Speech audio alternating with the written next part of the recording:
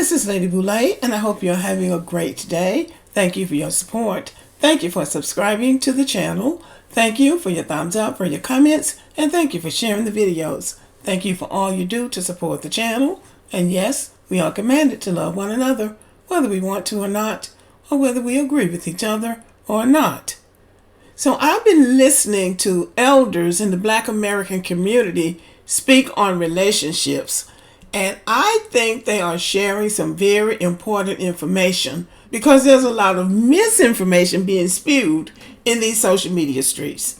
So I just want you to listen to what some of the elders have to say, not necessarily what I think, although I am commenting on what they're saying. But I want you to listen to what some of the elders in our community are saying about relationships. So one of my nieces just called me and said, "Uncle, I need to know something." I said, "What is that?" She said, "There's this guy that, I've been talking to and I'm trying to get to know him. He's getting to know me. And so he wants to meet me in a certain part of the country. Both of them are busy." And so I said, "Okay." I said, "You're grown. You know how to handle yourself." She said, "But, he's talking like, can you get yourself to XYZ part of the country?" So I said, he's not talking about paying for you to get to XYZ. She said, "No, it could sound like he's trying to get me to pay to get myself to XYZ for him to see me." I said, "Oh, no. She said, "I was just asking because I don't want to be coming across like an extra." I said, "Bitch, that ain't extra. That's basic. For a grown, masculine man, that's basic. Don't ever get up out your house, going across no country, swiping your credit card to go see no man. Don't ever do it. Not if you have self-respect as a woman. Because any man that lets you do that is either he's unlearned or he's trying to see how far he can drop your value in your own mind. That's basic." So this is a man advising his niece not to begin a 50-50 relationship with a man because he really is not even doing the basic.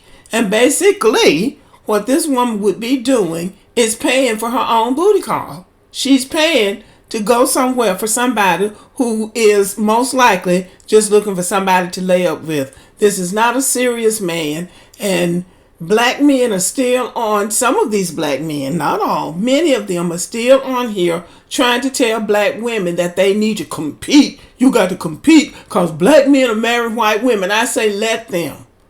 Good luck, goodbye, and good riddance. You haven't lost anything that you didn't have in the first place. Let them go. Now here's an older black woman's take on a relationship, and it is a powerful commentary on her own self-esteem and self-worth. So listen to this. See, I was minding my own business. I was going to eat some yogurt and have a good day, but now I got to put this yogurt down, break out a parade rest, and pop to attention so I can address some foolishness. Why is this man, several different men, once again in my comments talking about you older women are bitter and you're alone and you're lonely? Okay, y'all, hang on a second. I got this. First of all, we left you guys, you weak men, to have some peace before your sad selves tried to break us into pieces. For those of us, unfortunately, who were broken into pieces, God put us back together, and so we stronger and we smarter and we're more valuable than we were before. But let me tell you something. If you see us on the beaches in Santorini and Mykonos, I promise you, we ain't thinking about none of y'all. We ain't missing you at all. We're thinking about what a great time we're having with that peace of mind, with our own money, and no foolishness. See, our lives are not about the drama anymore that you all bring because you're too weak in your masculinity to man up and do what you need to do in order to have a good woman like us. You see this gray? LAW. Life and wisdom. Are you looking at me? Baby, I don't want you. Because I understand my worth. I got high self-esteem, high confidence, and I grind every day. So whatever little bit you have to offer, I'm not interested in it. So please be aware that just because we are alone, we are not lonely. We choose to be alone, because we don't need your foolishness anymore. Did you get that message? You're welcome.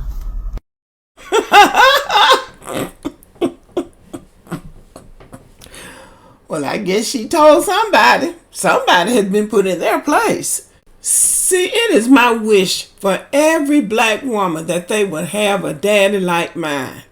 My father taught my sisters and me from day one, black men don't value black women. Now he's talking about in general.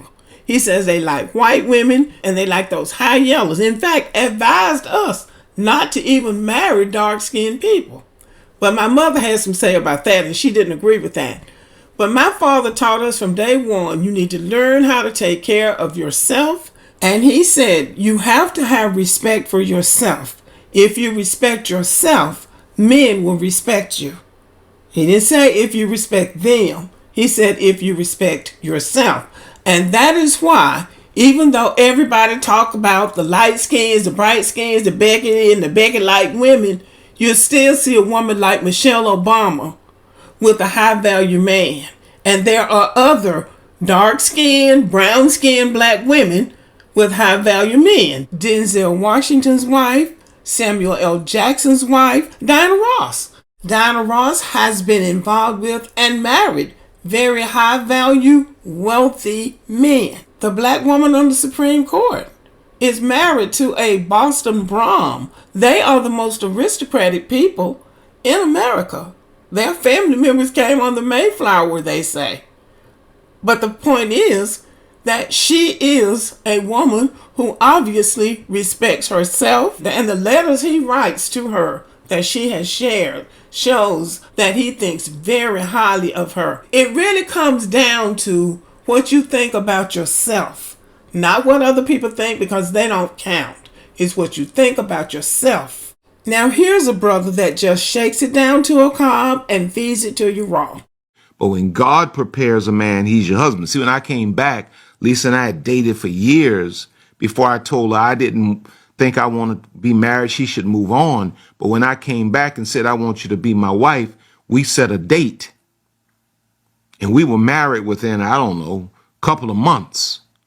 Our wedding cost like $300. We wasn't worrying about that. But I was a husband when I came back. God prepares husbands, not boyfriends. And I had a little spot, little house that it was my little bachelor pad. I sold the bachelor pad and it gave us the money for me to buy our family home, because I didn't want to bring Lisa into the house where I had done all of that stuff. I wasn't bringing my wife to that. And I wanted something that would be ours, because God doesn't prepare boyfriends. God prepares husbands. You see, you keep out here with your type stuff and you keep ending up with boyfriends. And it's a shame when you 40 years old, still talking about boyfriend. You don't need no boyfriend at no 40 years old. You don't even need no boyfriend at 30. So this is for women who want to get married. Don't waste your time with boyfriends. Date with a purpose, especially after 30. You're not waiting for somebody to make up his mind. You need a man who has already made up his mind. He wants to be married. He wants to be in a family setting. Maybe he'll find that fine Becky, white woman, that'll make him happy, but you need to let him go. My opinion. So here are some closing words about being with the right person. A good woman is more than just a pretty face. She'll take care of you in ways you never expect. And all she wants back is love and respect. That's not too hard, right?